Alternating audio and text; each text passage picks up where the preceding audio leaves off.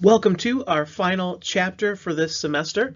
We are talking about a little bit of a different kind of test, and the reason it looks different is because it's a different kind of variables or combination of variables, but it's known as the chi-square test.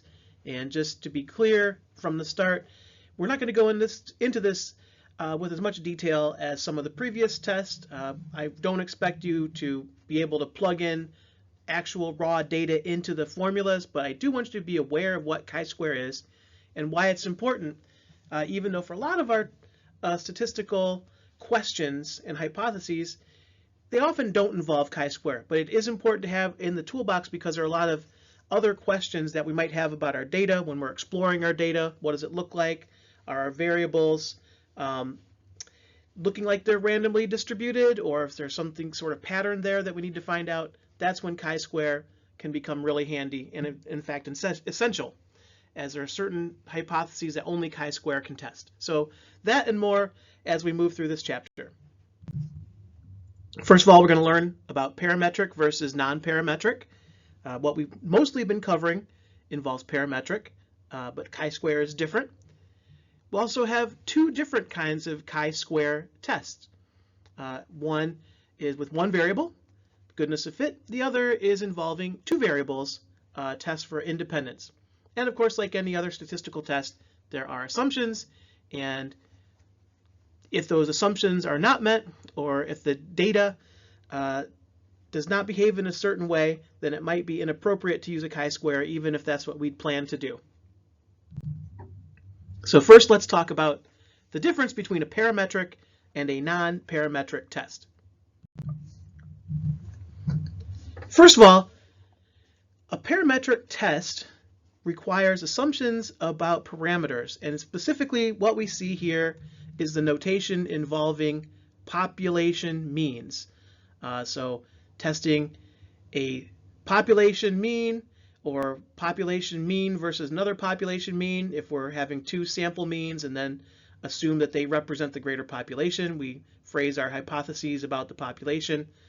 Basically, anytime we have a mean, it means we know we have a certain kind of data, and this goes back to our different kinds of variables. So for example, categorical ordinal are discrete variables versus our interval and ratio are continuous variables. If we have a mean, that means we're dealing with a continuous variable.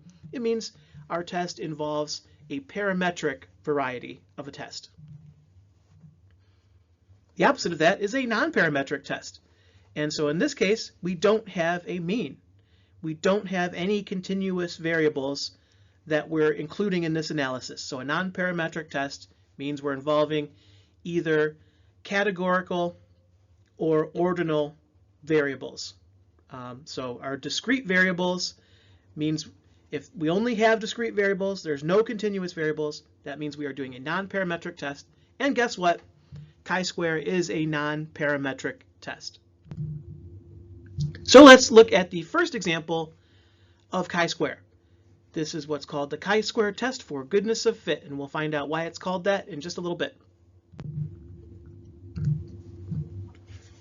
So first of all, here are some questions we might have about the chi-square test for goodness of fit.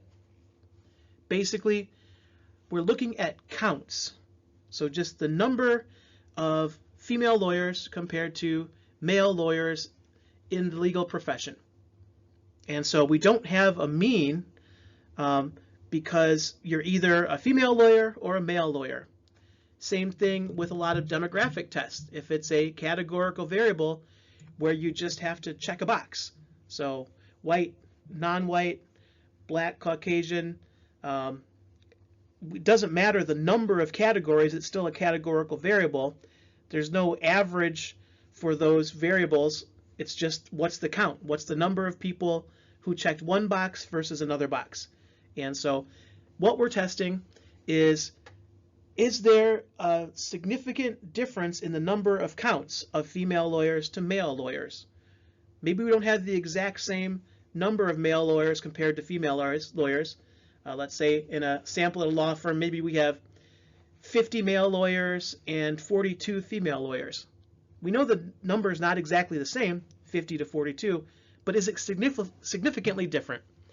And notice we're just talking about one variable, and so that's where the chi-square goodness of fit test is involved. One variable and a categorical variable or of counts.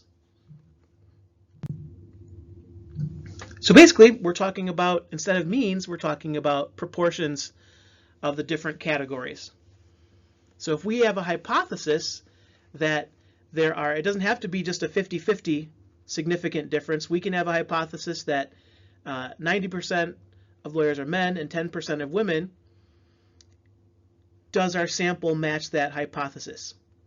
So the null hypothesis says there's not a difference between the population and the sample. The alternative hypothesis states that the population does have a different distribution than what we get in our sample.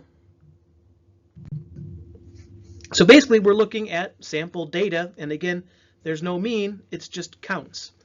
So we're not dealing with a continuous variable. We just have three different political groups you can identify with: Democrat, Republican, Independent, and we see that clearly those numbers are different in our sample.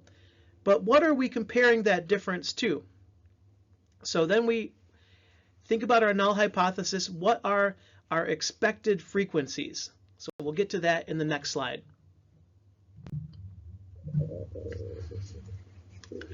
So basically, our expected frequencies are kind of the null hypothesis.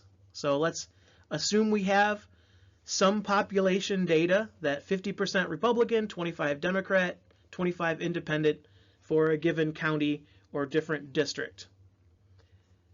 So we want to compare our expected frequencies to our sample and see if our sample breakdown is significantly different from our expected frequency. So once again, you can see the null hypothesis. We have some data going into this about the population, and here's what we said the population should look like. Now we're going to test our sample, and we don't expect our sample to exactly match these percentages, but the question is, if they're not exactly the same, how different do they have to be for us to conclude that our sample is significantly different from the population breakdown? So we basically can use that logic into the chi-square statistic. So basically chi-square, and we see by our exaggerated x, it's both italicized and it has that nice little piece of flair on parts of the end of it, and then we square it, so that's our chi-square. That's basically our statistic. So how do we get that statistic? We have a sigma, and essentially we have our frequency observed minus our frequency of the expected. So again, observed is what our sample is, our expected is what we've stated in our null hypothesis. We take those differences, we square them, and then we divide them by the frequency of the expected. So we'll see what this looks like in a little bit. And again, I don't expect you to have to calculate for the purposes of this class to actually apply this formula and go from raw data to the chi-square statistic. We're just showing the formula to illustrate what these frequencies are and where they fit in the formula. So we're taking the difference between observed frequencies minus the expected frequencies, and then we square those differences, divide it by the expected, and then we add up those squared differences to get our chi-square. So just looking at this ratio, what does this mean? If we have big squared differences that we find versus small expected frequencies, we get a big chi-square. If our observed frequency minus our expected frequencies, when we square them and add them up, if there's not much difference here, we're going to get a small chi-square value, which means it's not likely to be significant. So the same logic that applies to all of other statistical tests that we've covered is if the numerator is big, if there's real differences, then that's going to translate into a larger statistic. If the numerator is small, if the top of that equation is small, then chances are the statistic that we get is going to be small and less likely to be significant. So we also have a distribution for a chi-square, just like we have our Z distribution, our T distribution, our F distribution. So because clearly we're dealing with different kind of data, only discrete data with the chi-square, we can't go back to our T or our F.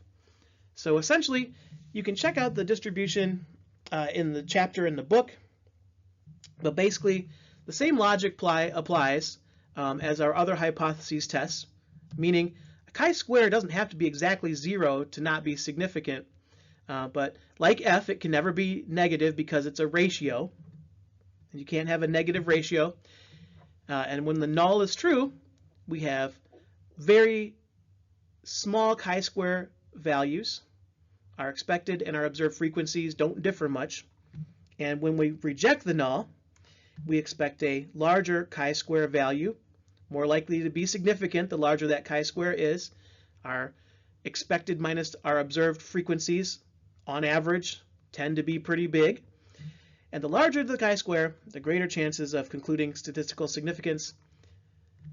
And finally, we have, as with all statistical tests, degrees of freedom. This one's pretty easy. It's just a C, which is our number of categories, minus 1. So for our Democrat, Republican, Independent example, we have 3 categories.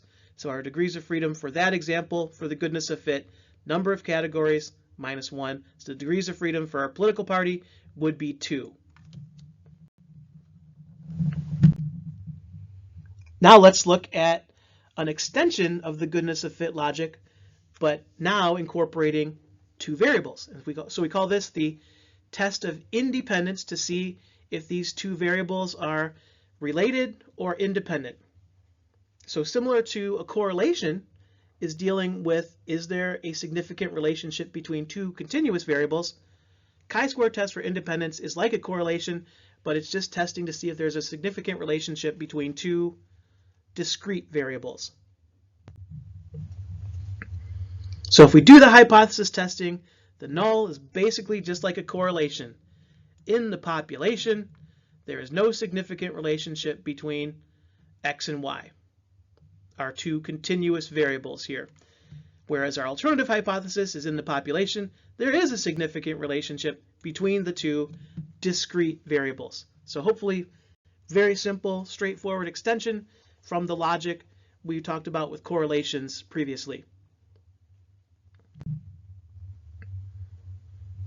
So here we have sort of a little cheat code to find our expected frequencies, because once again, we're dealing with expected frequencies relative to actual or observed frequencies.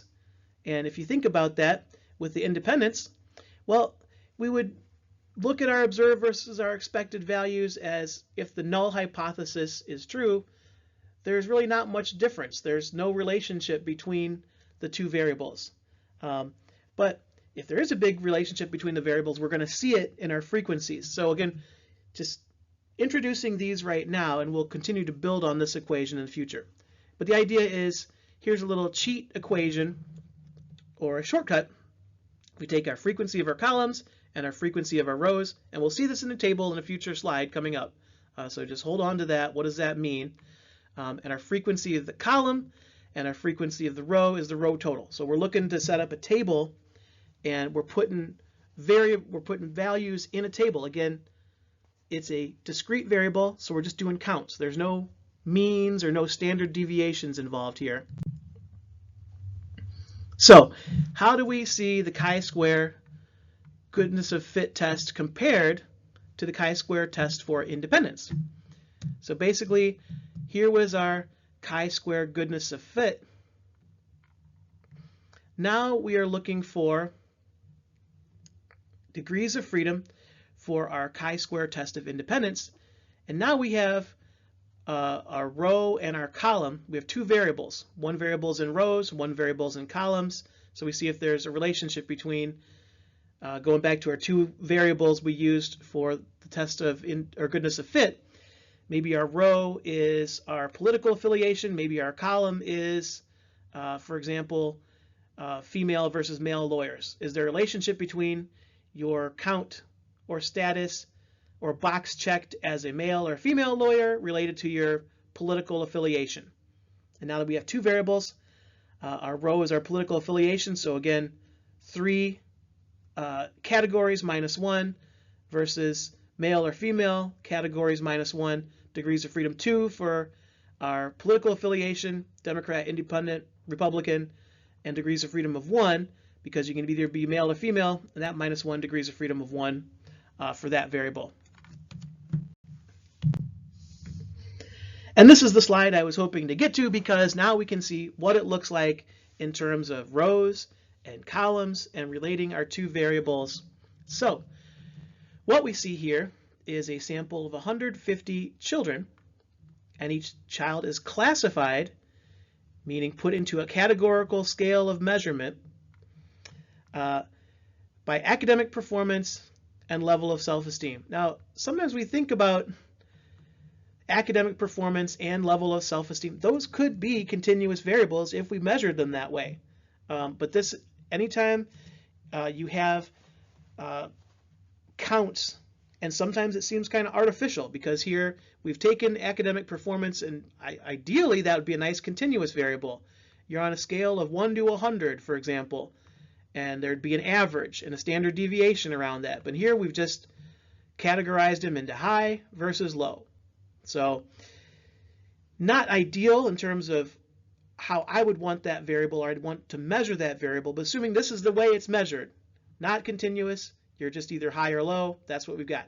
Same thing with self-esteem. Again, there's no reason this couldn't be measured as like a survey, scale of 1 to 10, self-esteem with a mean and standard deviation, but that's not the data we have. We have just categorical, in fact, ordinal, high, medium, and low. So we take these 150 kids, and they either have high or low academic performance and high, medium, or low self-esteem. So based on the standing on both those variables, you get put into one of these 6 boxes. And what we see is this is our row variable, academic performance. Add up all those in the high. We see 60 high performers. We see low. We add these up, and we have 90 low performers. Same thing for our column variable, which is self-esteem. Add up our high self-esteem. We have 30 high self-esteemers, 75 medium self-esteemers, and low 45 self-esteemers. Of course, we add up both our row total, we should get 150, and we add up both our column totals, and we should also get 150. So these numbers have to add up.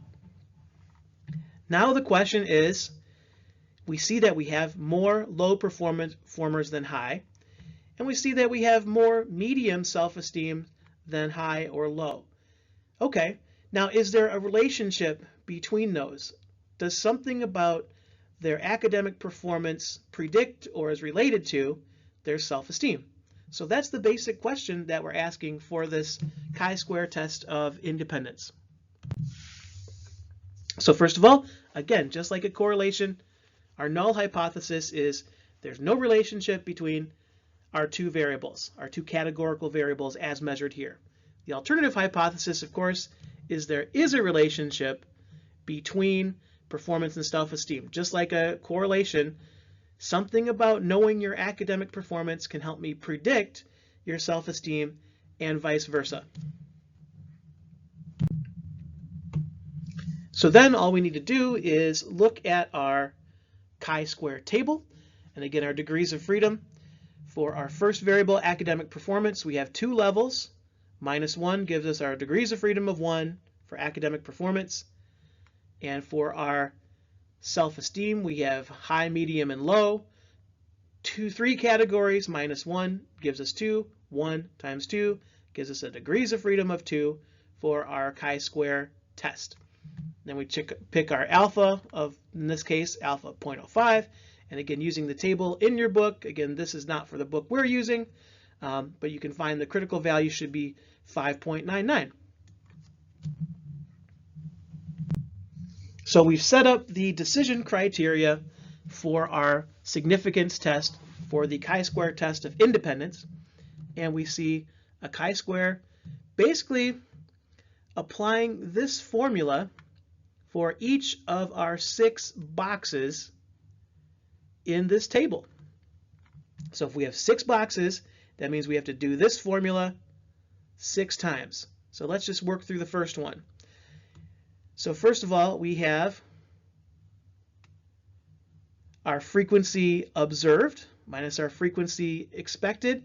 And how do we get these expected values? Well, we have to use that shortcut formula. But once we get that, we can plug and play into this formula. And again, I don't expect you to follow in terms of having to actually use this formula from the raw data. I'm just showing essentially how these count variables get applied into this formula. The most important thing, of course, is once we do all that, we have our chi-square value of 8.23. And if we compare that to our critical value on the last slide of 5.99, we see our actual test value is higher than our critical value. And given that, we reject the null hypothesis and we say the null hypothesis is rejected of no relationship. And so we say there is a significant relationship between academic performance, high or low, and self-esteem, low, medium, and high. If we know a student's standing on one of those variables, we know there's a significant relationship. We could predict to some extent the likelihood of their standing on the other variable.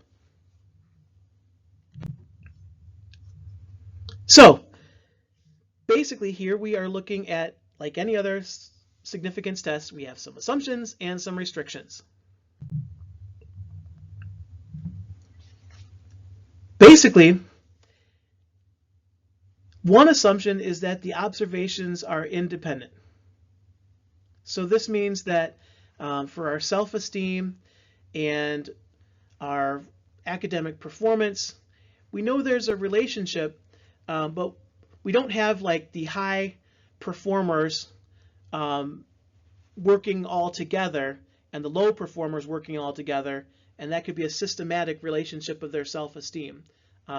We need to, everything else about these students is generally the same, and so when we get our observations, we know that they're not dependent on each other.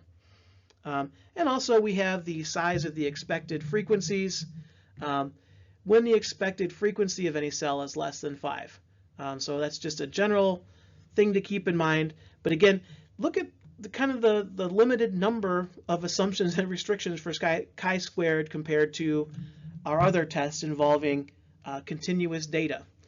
Because remember, when we have continuous data, we have to think about our distribution and whether it's skewed and whether there's outliers. Here, there's less of a problem with outliers because these are just simple categories. You're either male or female. There's no real outlier there. You're just one or the other. So chi-square tends to be a little bit more robust, and we worry less about some of the assumptions that we really do have to consider in more detail for our other statistical analyses involving continuous variables. So hopefully chi-square is a pretty straightforward way to think about discrete variables and how to treat them. Again, not usually a primary focus of our hypotheses that we spend all our time stating our hypotheses, measuring our variables, trying to get that measurement as continuous as possible. But a lot of times we want to test, well, do we have a male-female difference? Do we have another categorical difference?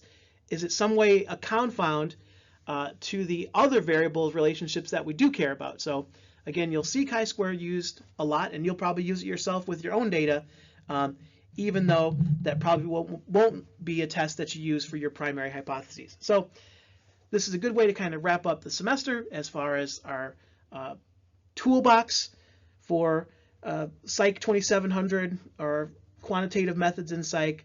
Your toolbox is now complete, at least for an entry-level user. So hope that was helpful and be useful in the future.